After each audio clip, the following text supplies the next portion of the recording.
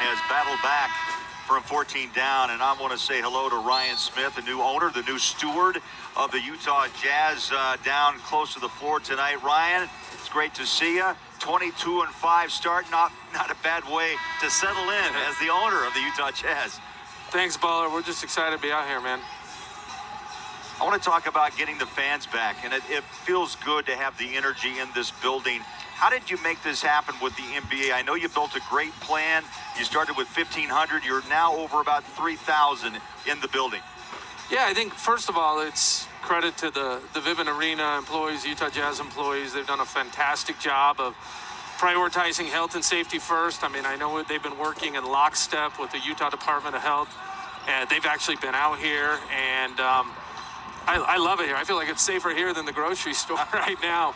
But I'll tell you what, every single fan or everyone I know that actually comes to the game, they say the exact same thing. I did not know how much I needed this. It was like good for my soul. And it obviously helps if we're winning. Ryan, you know as well as I do, there's a lot of things that they don't teach in the schools. And it's been well documented how you as a business leader in this state are a great champion of change, of educating people on diversity. It's Black History Month in February. How do you plan to do that now as the leading the Jazz? Well, coming over and taking in, I mean, Gail had a lot of great things going with LHM and everything that they were doing. And we just tried to build upon that, and it helps when you've got a group of guys who, first of all, they like each other, they love each other, who are on the court, and then they love the community. One of the things we announced last week, and this is the whole team coming together to do something, which isn't that common in the NBA, where the whole team wants to come and do something.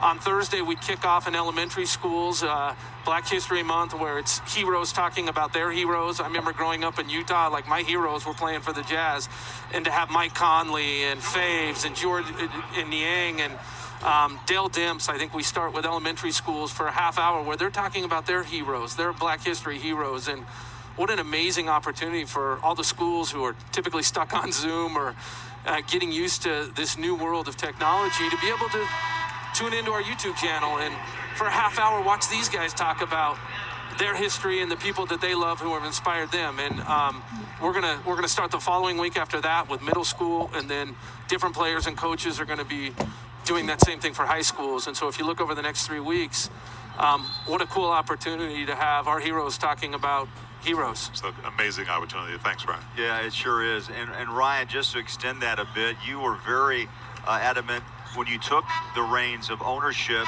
about each win that the Jazz would award a 4-year scholarship to an underrepresented student.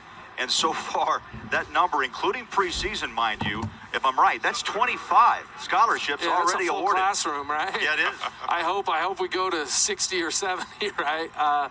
What an amazing thing. And you've heard the players talk about it. You heard Don say, hey, we're in the middle of a game and it seems like we're ready to give up. It's just one more thing to fight for. And what a cool opportunity. And look, we're here as an organization to help where we can. And it's kind of all inclusive of everything we're doing here on the court, off the court, is just continuing this great legacy that the Millers have built. And that's what we're about.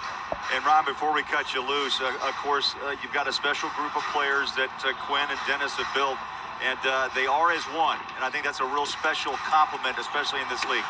Yeah, they're the best. I mean, if you look at what Q's doing with this team, it's like night in, night out. It's truly a group effort.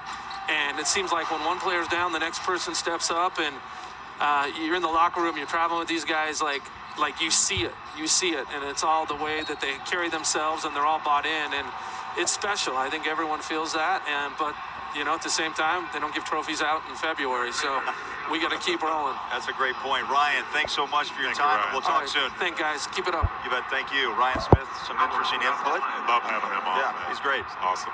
One thing, just energized. That's